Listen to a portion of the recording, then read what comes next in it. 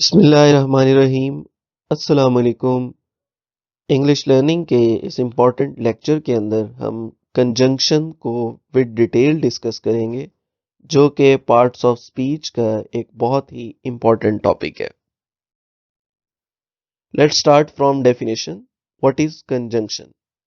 Conjunction को एक glue भी कहा जाता है, क्योंकि ये बहुत सारे वर्ड्स को, फ्रेजेस को और क्लॉजेस को आपस में ज्वाइन करने के काम आता है।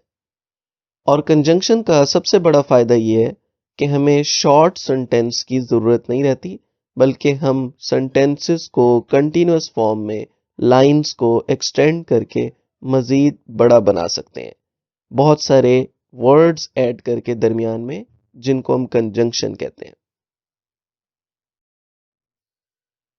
Three most common types of conjunctions are coordinating conjunction, subordinating, and correlative conjunction.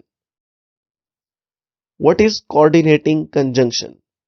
जब भी हम conjunctions के बारे में सोचते हैं तो जो words हमारे जहन में आते हैं उनको हम coordinating conjunction कहते हैं, क्योंकि ये सबसे common form है conjunctions की, जो words को, phrases को और clauses को आपस में join करने के काम आती है।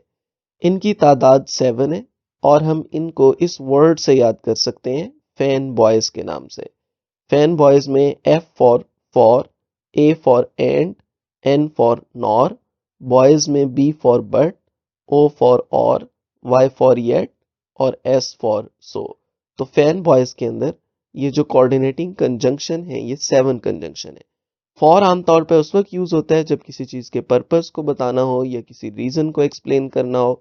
एंड हम दो चीजों को एक साथ ऐड करने के लिए इस्तेमाल करते हैं। नॉर हम उस वक्त यूज करते हैं जब हम एक अल्टरनेटिव आइडिया प्रेजेंट कर रहे होते हैं, लेकिन वो नेगेटिव आइडिया होता है। इसी तरह बट हम कॉन्ट्रास्ट को शो करने के लिए प्रेजेंट करते हैं, और जो है किसी चॉइस के लिए इस्तेमाल होते हैं, और येट जो है वो कॉन्ट्रास्टिंग आइडिया को प्रेजेंट करने के लिए यूज होता है, और इसी तरह सो जो है किसी चीज के इफेक्ट को या रिजल्ट को शो करने के लिए इस्तेमाल होता है। Okay, here are some examples जो उन 7 कोऑर्डिनेटिंग कंजंक्शंस को, जिनको हम पढ़ चुके हैं फैन बॉयज के नाम से, उनकी यूज को एक्सप्लेन कर रही है। जैसे पहला सेंटेंस है, I go to park every Sunday for I love to watch the ducks. तो यहाँ पे रीजन बताई हुई है कि मैं पार्क क्यों जाता हूँ, क्योंकि मैं डक्स को देखना पसंद करता हूँ। तो यहाँ फॉर जो है वो रीजन के तौर पे यूज हो रहा है। इसी तरह I watch the ducks on the lake and the shirtless man. तो यहाँ पे दो चीजों को ऐड किया जा रहा है कि मैं पार्क में लेक पे जाके क्या करता हूँ। I don't go for fresh air nor for the ducks. यहाँ पे नेगेटिव आइडिया को अल्टरनेटिव नेगेटिव आइडिया बताया जा रहा है कि मैं ना तो फ्रेश एयर के लिए जाता हूँ, ना ही डक्स के लिए जाता हूँ। Soccer is entertaining in winter but it's better in the heat of summer. तो ये कॉन्ट्रास्ट को शो कर रहा है कि सॉकर जो है ये विंटर में तो अच्छी है, लेकिन समर की हीट में, गर्मियों की हीट में ये मुनासिब नहीं है। The main play on two teams, shirts और स्किन्स। तो यहाँ पे चॉइस बताई हुई है। और इसी तरह I always take a book to read. यहाँ पे भी कॉन्ट्रास्ट बताया हुआ है, yet I never seem to turn a single page. यानी मैं हमेशा एक बुक लेके जाता हूँ। और येट यहाँ पे तब यूज होता है जब पिछले आइडिया के कॉन्ट्रास्ट में यूज हो रहा हो, कि मैं बुक तो लेके जाता हूँ लेकिन मैं फिर भी जो है वो एक पेज भी उसका नहीं टर्न करता। I am dating one of the players so I watch the soccer game each week. यहाँ पे रीजन बताई हुई है। Okay, next type is subordinating conjunction. Subordinating conjunction हमेशा एक डिपेंडेंट क्लॉज को इंट्रोड्यूस करता है और फिर उसको कनेक्ट करता है with an independent clause, tie करता है। तो इस तरह से what is dependent and independent clause? Dependent clause एक वर्ड्स का ऐसा ग्रुप होता है जो अपनी कंप्लीट सेंस में एक कंप्लीट सेंटेंस के तौर पर अकेला जो है वो प्रेजेंट नहीं हो सकता, यानी उसकी एक अलग से मुकम्मल पहचान नहीं होती। जबकि इंडिपेंडेंट क्लॉज वो होता है जिसको अगर हम लिखें तो वो अकेला जो है अपनी कंप्लीट सेंस शो कर रहा होता है।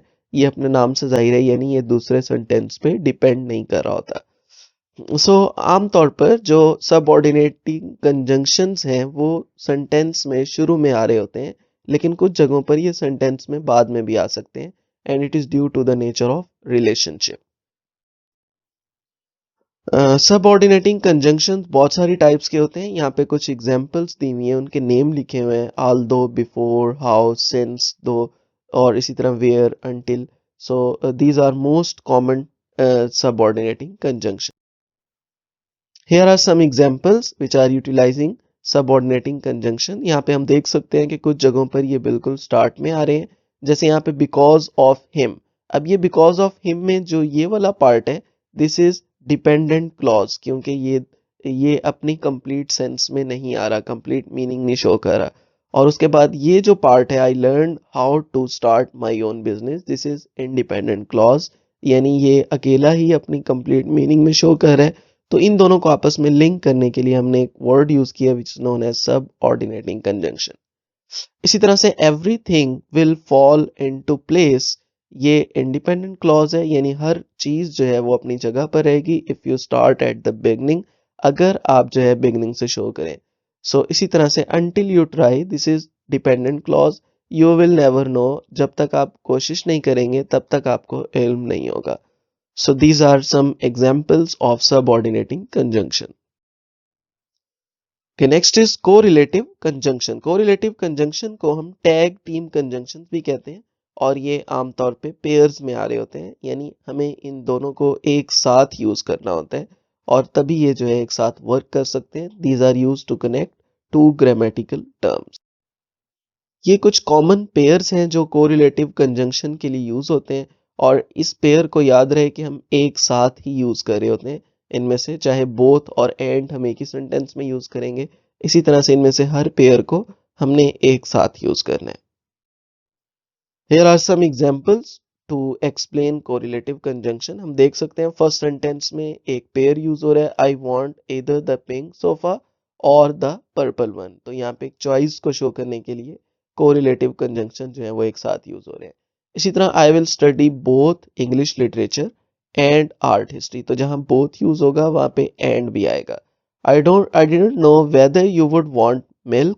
मैं नहीं जानता कि आप मिल्क पसंद करेंगे और क्रीम या क्रीम। तो इस तरह से कोरिलेटिव कंजंक्शन आमतौर पे पेयर्स के अंदर आ रहे होते हैं।